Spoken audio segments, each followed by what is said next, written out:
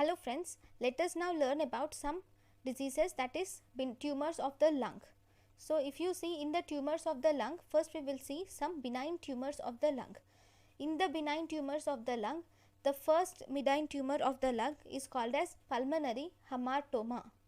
So what do you see in pulmonary hamartoma?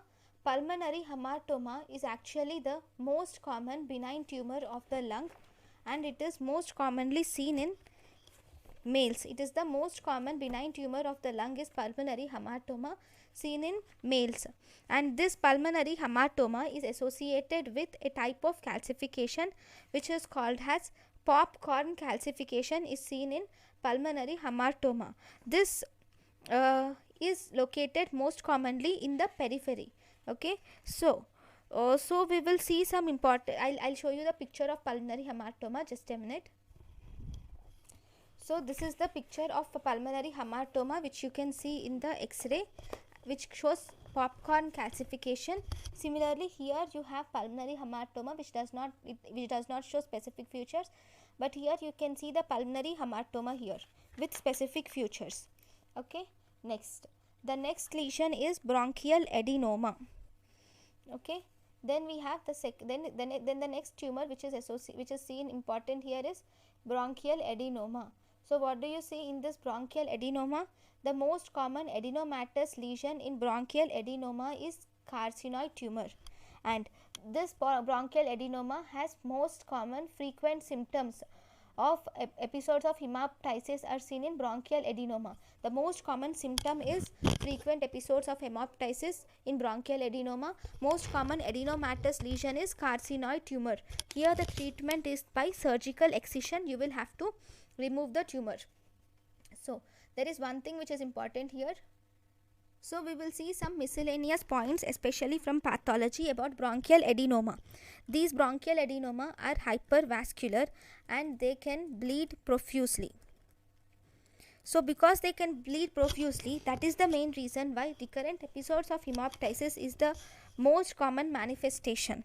Then if you see, there are other manifestations are also associated with this bronchial adenoma. Those being, we have chronic cough. The patient can present with chronic cough or obstruction with atelectasis, lobar collapse, or the patient presents with pneumonitis and abscess formation. But among all this, the most common presentation is bronchial adenomas. Okay, most common type of bronchial adenoma is carcinoids. So what are the types? We will see types also. The types of bronchial adenomas include, we have bronchial carcinoid is seen in 80 to 90% of bronchial adenomas are carcinoid tumors. Then we have adenocystic tumors or cylindromas which are seen in 10 to 15% of the cases. Then there are also mucoepidermoid tumors are seen in 2 to 3% of cases. So in bronchial adenoma we have three types of tumors which are bronchial carcinoids, then we have carcinoid tumor, then we have bronchial carcinoid, then we have adenoid cystic tumor and cylindroma. These are seen in 10 to 15% of cases. So just a minute. So these are the pictures which are showing bronchial adenoma. So here in bronchial adenoma, if you see, you will see here in this picture, here this is the bronchial adenoma. I know it's difficult to identify through a chest x-ray that this is bronchial adenoma. We should definitely undergo a biopsy for it to know which type of bronchial adenoma, but you can see some type of opacity here. And here these are the adenomatous glands, okay, which you can see here. There are many glands, well differentiated glands are seen. Okay, so this is well differentiated type of bronchial adenoma. Okay, then we will just see the carcinoids also. I will show you pictures of carcinoids, then you will understand. So in the bronchial carcinoid, then the next type of important thing is bronchial carcinoid, because bronchial carcinoid is also a type of bronchial adenoma. right? So in the bronchial carcinoid, the most common carcinoid tumor is bronchus. The most common site of carcinoid tumor is bronchus. In the bronchus, the most common site again is main bronchus. Okay, in bronchial carcinoid, there is no secretory activity is seen, and this bronchial carcinoid is not associated with metastasis. It is not associated with secretory activity or metastasis. So this malignant carcinoid syndrome never happens. There is never a malignant carcinoid syndrome, and it is easily resected. This carcinoid is easily resected. Okay, so we will see some important points about the carcinoid syndrome.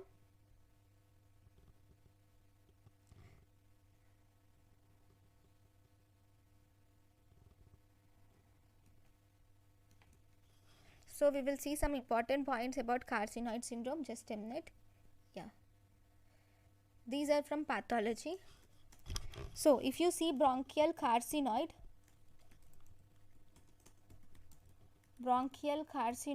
they most commonly occur in young patients of age group less than 40 years of age. These bronchial carcinoids occur. Okay, and they are not related to smoking.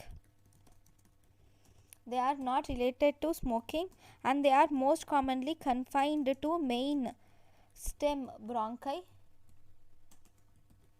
As I have already told you, there is no secretory activity. If there is no secretory activity, that means there is no carcinoid syndrome.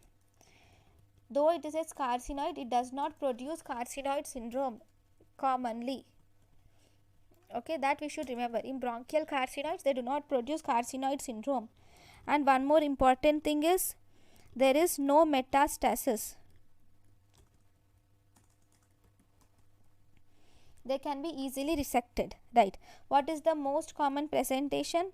Most common presentation is mainly an intraluminal growth, which results in cough, hemoptysis or infection, atelectasis, bronchiectasis and emphysema. So there is an intraluminal growth. Because of that, there will be symptoms like cough, hemoptysis, infection, atelectasis, bronchiectasis and emphysema is seen. Okay, sometimes these tumors will also penetrate,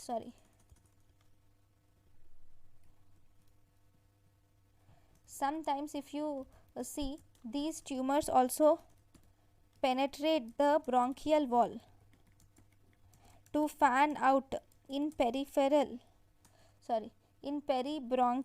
tissue, thus producing something called as collar button lesion. So because it will fan out to the peribronchial lesion, this might lead to the production of chronic collar button lesion. So very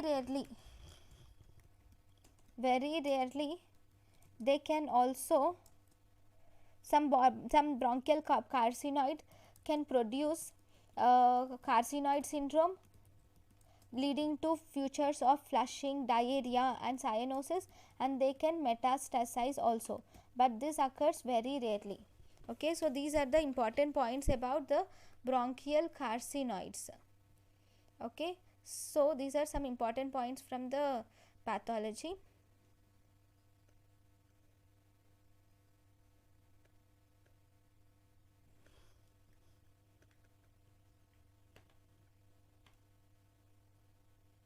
So this is the picture of bronchial carcinoid, which is CT image, where you can see this is the bronchi, and here you can see the carcinoid which is seen here in this bronchi, and this bronchial carcinoid will cause atelectasis of this part of lung. So there is bronchial carcinoid tumor which is showing atelectasis due to obstruction of this part of lung. Okay, next if you see, we have this is the picture of bronchial carcinoid which is arising from the bronchial wall, and it shows uniform sheets of blue cells in sheets and nests. Okay, and these cells are neuroendocrine in origin, so they have immunohistochemistry positive like chromogranin, serotonin, and neuron specific enolase positive. Okay, so the same picture, if you magnify it, you will see many, round high mitotic blue colored cells which are typical of bronchial carcinoid. Okay, next. This is about bronchial carcinoid and benign tumors of the lung. Thank you guys for watching my lecture. Thank you.